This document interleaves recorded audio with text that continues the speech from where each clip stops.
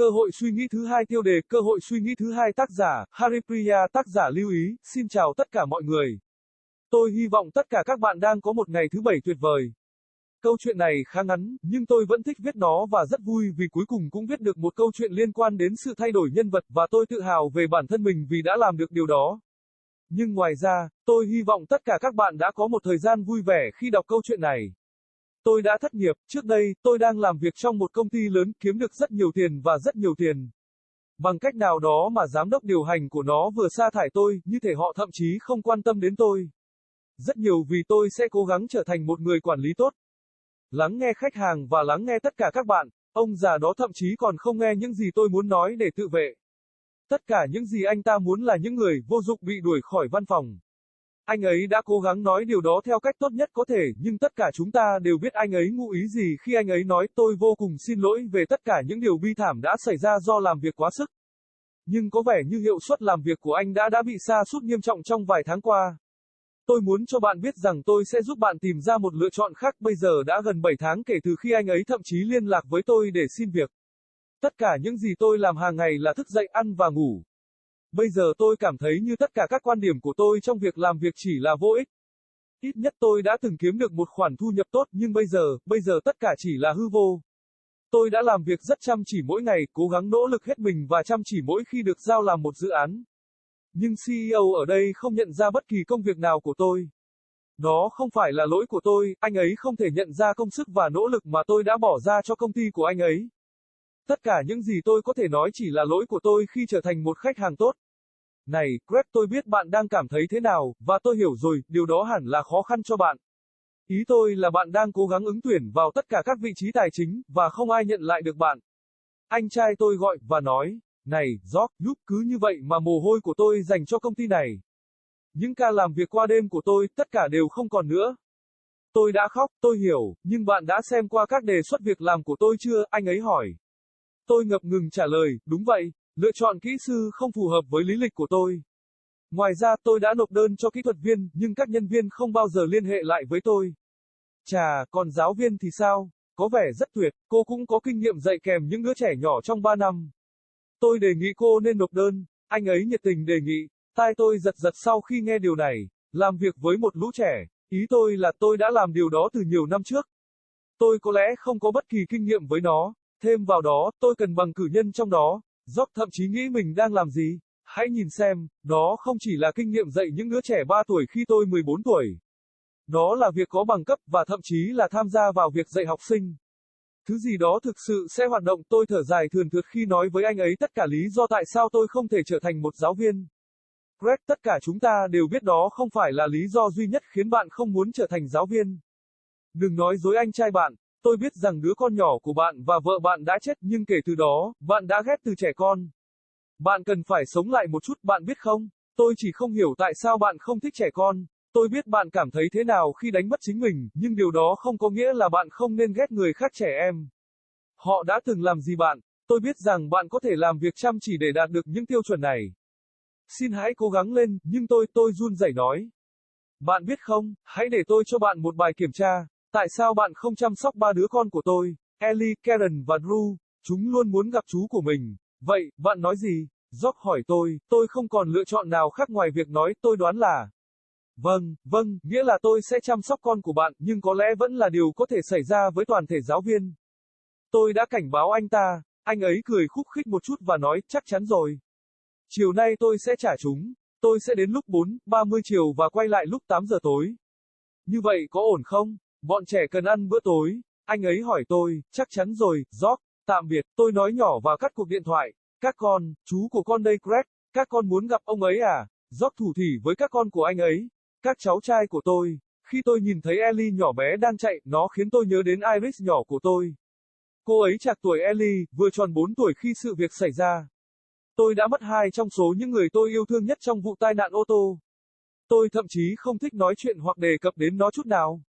Nó khiến lòng tôi chai sạn. Chú G, chúng ta có thể gọi chú là chú G được không? Ellie hỏi. Tôi mỉm cười và ôm chúng, sau đó tôi thì thầm với Ellie, tất nhiên là bạn có thể một chút. Tôi rất vui khi gặp bạn. Chúng ta có thể chơi trò chơi, nói chuyện và chơi nhiều trò chơi hơn, và tôi đã nói trò chơi chưa? Drew hỏi. Ồ, anh đã nói nhiều lần rồi. Tôi có một số việc đã lên kế hoạch. Tôi sơ xác, nhảy, cái gì vậy, như. A Second Thought Opportunity, title, A Second Thought Opportunity, author, Haripriya, author's note, hello everyone. I hope you all are having a fabulous Saturday. This story is pretty short, but I still liked writing it and had a lot of fun because it was nice finally writing a story that involved character change, and I am proud of myself for doing it. But other than that, I hope you all had a fun time reading this story. I was jobless. Before, I was working in a big company, earning lots and lots of money. Somehow the CEO of it just fired me, like they didn't even care about me. So much for, I will try to be a good manager, listening to the clients, and hearing you all out. That old guy didn't even listen to what I wanted to say to defend myself. All he wants is the useless people to be kicked out of the office. He tried to word that in the nicest way he can, but we all know what he implied when he said, I am deeply sorry about all the tragic things that have happened because of overemployment. But it seems that your working performance has been severely down for the past few months. I want to let you know that I will help you find another option. Now it's been almost over 7 months since he even contacted me for a job offer. All I do every day is wake up, and eat and sleep. Now I feel like all my point in working is just no use. At least I used to earn a good income, but now it's just all for nothing. I worked very hard every day, tried to put in all my efforts and my hard work each time I was assigned to do a project. But the CEO over here didn't realize any of my work. It's not my fault, he just can't realize the work and effort I put into his company.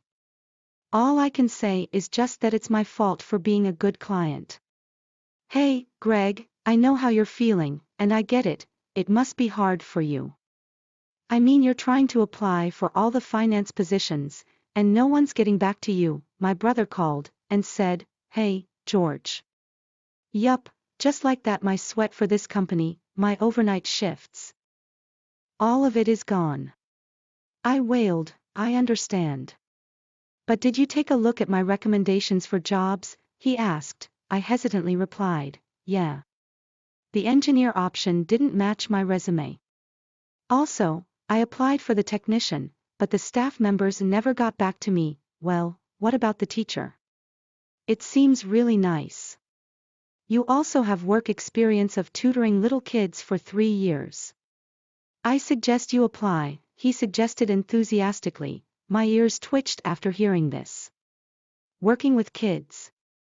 I mean, I did that tuition thing years ago. I probably don't have any experience with it. Plus, I need a bachelor's degree in it. What does George even think he's doing? Look, it's not just the work experience of teaching 3-year-olds when I was 14. It's about having a degree, and even participating in the student teaching things. How am I supposed to do all that, brother? Just, please recommend something that will actually work. I heaved a big sigh as I told him all the reasons why I can't be a teacher. Greg, we all know that's not the only reason why you don't want to be a teacher. Don't lie to your older brother. I know that your little one and your wife died, but since then, you've just hated the word kids. You need to liven up a bit, you know. I just don't understand why you don't like children. I know how you feel about losing your own, but that doesn't mean you should dislike other children. What have they ever done to you? I know that you can work hard to meet these qualifications. Just please, try, but I spoke shivering, you know what? Let me give you a test. Why don't you look after my 3 children? Ally, Karen, and Drew. They have always wanted to see their uncle. So, what do you say? George asked me. I had no option but to say, I guess, yes. Yes, meaning I'll look after your children, but still a maybe to the whole teacher thing. I warned him. He chuckled a little and said, sure. I'll drop them off later this afternoon. I'll come by at 4:30 p.m. and come back at 8 p.m.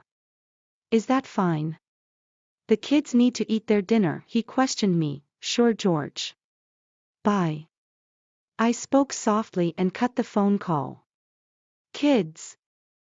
here is your Uncle Greg. You all want to meet him. George cooed to his children, my nephews. When I saw little Ally running, it reminded me of my little Iris. She was about Ally's age, turning 4 soon when the incident happened. I lost 2 of the people I loved the most during the car crash. I don't even like talking or mentioning it at all. It makes my heart feel sullen. Uncle G.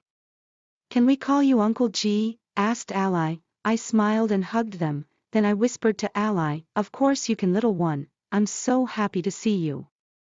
We can play games, and talk, and play more games, and, did I already say games? Drew asked. Oh, you said it multiple times. I have some things planned. I fibbed. Yay. What is it? What is it, as?